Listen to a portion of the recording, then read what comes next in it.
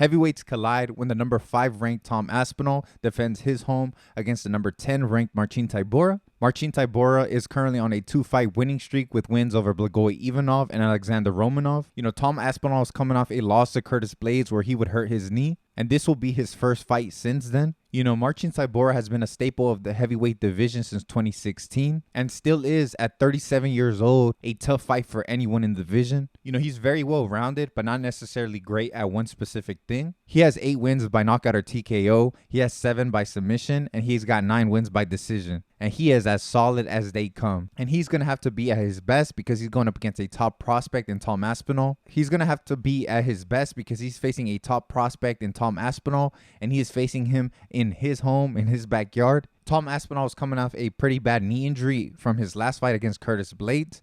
It was unfortunate, but now he's healed up and he's back, hopefully at 100%. But before the injury, he was on an absolute roll, winning 5 in a row with wins over guys like Alexander Volkov, Sergey Spivak, Andrei Arlovsky, Alan Budo, and Jay Collier. He's a solid striker with some very, very fast hands. And that heavyweight, his speed is blinding.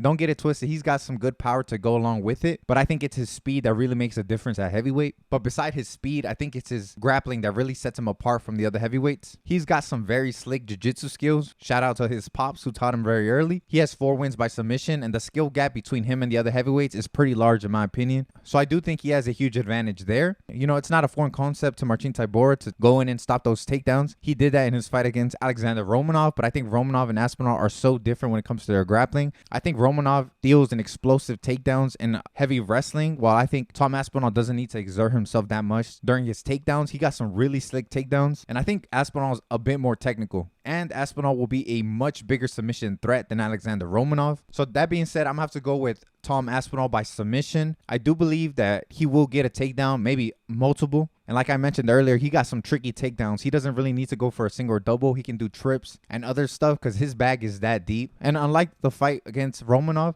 if Marcin gives up his back to someone like Aspinall, Aspinall will finish this fight. His grappling acumen is so high compared to these other guys. That being said, anything can happen at heavyweight. These guys have so much power. Marcin is a seasoned heavyweight. He has seen it all. But I do think Aspinall bounces back with a huge win over a seasoned veteran in Marcin Tybura. But let me know down below what you think. Are you rooting for Tom to bounce back? Or do you think the experience of Marcin Tybura will help him here? Let me know down below. In the co-main event, Molly Meatball McCann looks to bounce back when she faces off against Julija Stoliarenko. Molly McCann is coming off a submission loss to Erin Blanchfield, while Stoliarenko is coming off a TKO loss to Chelsea Chandler. Stoliarenko has been improving her striking over time, but I do believe she is still one-dimensional. You can tell she prefers this fight to be on the ground, where she is a huge submission threat off her back. She is a huge submission threat. 9 of her 10 wins are by submission, and it takes one look at her record to see that she favors that armbar so much. Even when she's on her back, she's constantly throwing up submissions, but we've also seen that her more experienced opponents like Yana Santos and Alexis Davis have been able to weather the storm and expose how one-dimensional she really is. Even looking at her last fight against Chelsea Chandler,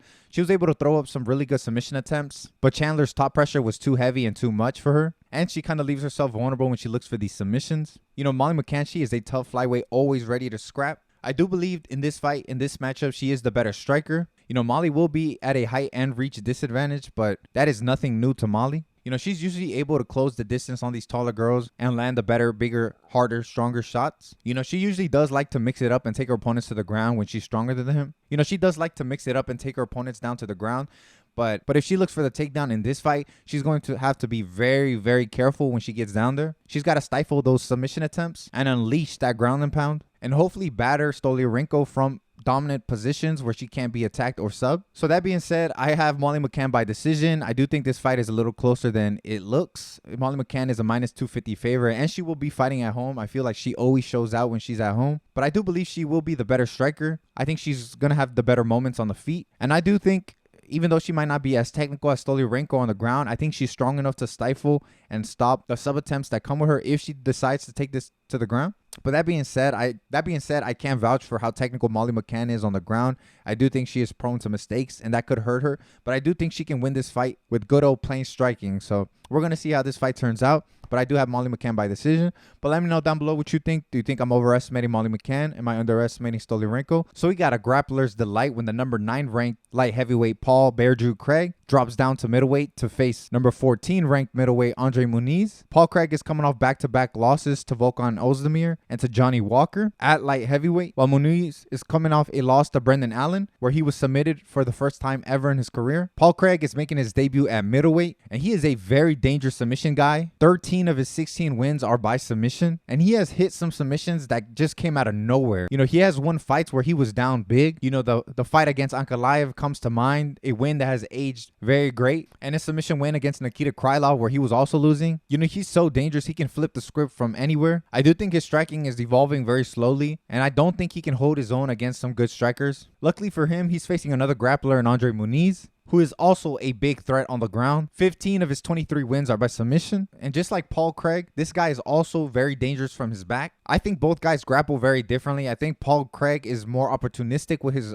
submission attempts, while I think Muniz is way better at controlling his opponents and then looking for those attempts. So I think Andre is a bit more well-rounded overall when it comes to the grappling. And when it comes to that striking, just like Paul Craig, Andre Muniz is not that great. But out of the both of them, I do think that Muniz is a bit more comfortable when he's thrown his strikes. He looks a bit more natural, and he hasn't shown to be afraid to get very aggressive when it comes to throwing strikes. And I do think that's going to help him win some points if this fight does go to decision. You know, Paul Craig is a big guy. He's coming down from light heavyweight. He will be taller, but Andre Muniz still has the reach advantage. You know, I expect this fight to be very, very close. The odds have Andre Muniz as a minus 235 favorite and Paul Craig as a plus 190 dog. You know, and I am curious who's going to shoot first. You know, a lot of times these grappling battles turn into striking affairs. But I think in this fight, both guys have the confidence to take this fight to the ground. I think both guys believe they're better there. You know, Muniz famously stated that he was a better grappler than Jacare before he fought Jacare. So with that confidence, I do see him not being afraid to take